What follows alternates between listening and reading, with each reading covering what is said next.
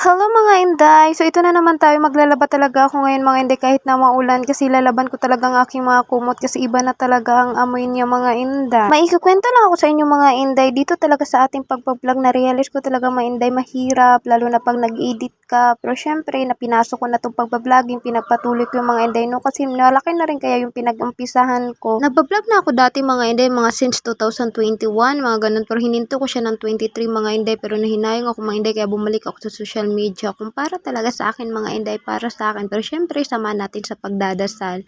So ayun mga inday, syempre hindi nyo naman maano kung bakit ako nagpa-vlog, diba? Matagal man ang process dito sa pagbablog mga inday, syempre habaan talaga natin ang pasensya, diba? Ganun talaga ang buhay. Sobrang drama ko na talaga dito mga inday, so ginawa ko mga inday, inuna ko muna tong aking kumot mga inday, pinapaikot mga inday, no? Tsaka yung mga damit mga inday, huli ko na siya mga inday kasi hinahabol ko nga na matuyo tong kumot na ito mga inday kasi tigulan na, tsaka wala kasi akong kumot na makapal bito mga inday. Hindi na rin ako nahiya-hiya sa mga social media lalo na pag nag-vlog ako mga inday, no? Bahala na kung ano sasabihin ng ibang tao, basta ako mga inday, itutuwa ang aking pagbablog. Alam ko na may masasabi yung ibang tao dito na nagsasayang lang ako ng oras na ganito na ganyan, ay nagpapaya-paya lang ako dito sa social media, so wala po akong paki doon. Buhay ko to, ako ang masusunod, char. So, ayun mga inday. So, babanlawan ko naman na una tong aking kumot mga inday, no? At sana nga at matutuyo ito. So, ngayon talaga nangyari to sa Sabado mga inday. So, bukas ko na to siya i-upload para naman may vlog ako tomorrow.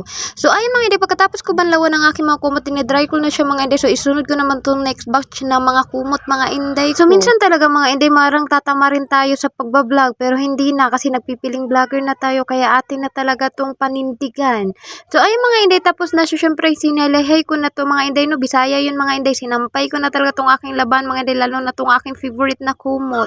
Pag ako talaga mag-click dito sa aking pagbablog mga inday ko, talagang talagang pangarap mga inday kung bakit ako pumasok dito sa pagbablog kasi gusto ko talaga ayusin yung bahay namin doon sa Bohol mga inday na pinaglalakihan ko. Syempre mga inday, may pangarap din naman ako na makabawi sa pamilya ko mga inday, pero talaga tong manok na ito mga inday, matuo ko na talaga ito mga inday ko.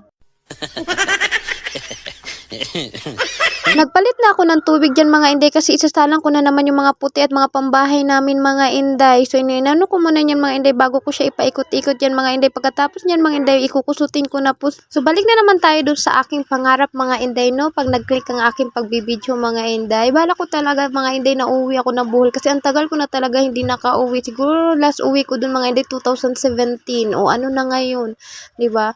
Tsaka ang gusto ko talaga makasama si Papa. Gusto ko syempre ano ni Papa yung magandang buhay kasi hindi talaga naranasan ng Papa ko yun. At gusto ko talaga yung bahay namin mga inday. Ang tagal na talaga yun. Gusto ko talaga siyang ayusin. Luma na talaga yung bahay namin doon mga inday, mga 1932 ata yun, o mga ganun na luma siya. Dumaan na daw ata yung mga gira doon, yung pa rin yung bahay nila lula noon. Doon na talaga kami lahat lumaki. So marami talaga kaming mga marites doon mga inday, lalo na alam mo na yung mga kapamilya mo, lalo na yung mga tao doon na umangat na yung buhay. Syempre mahirap na apak-apakan ka na kasi wala ka narating sa buhay mo, pero wala akong pakinang ganun mga inday kasi lahat naman tayo mamamatay, hindi naman madadala iyan. Ang ayaw ko lang kasi sa mga tao doon sa amin mga inday, kung makahusga sa amin akala mo kung ano, pero totoo naman mga inday, pero sana naman wag naman na ganuhin si Papa, diba? Basta long story, bata pa lang talaga ako mga inday, so grabe na talaga ang mga tao doon mga inday, kung makahusga sa akin na si Rachel mag-aasawa to ng maaga kasi ganito mapaangkan lang, pero ang alam mo day, nakita ko yung mga anak nila day maaga rin naman nag-asawa, napaangkan din mga inday ko, pero sabi ko na lang sa sarili ko na hayaan na lang yung mga taong mapanghusga.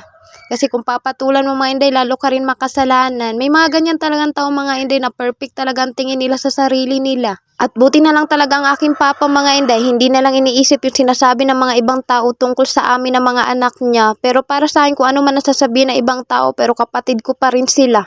So hanggang dito na lang ang aking video mga inday. So salamat sa pakikinig. Bye!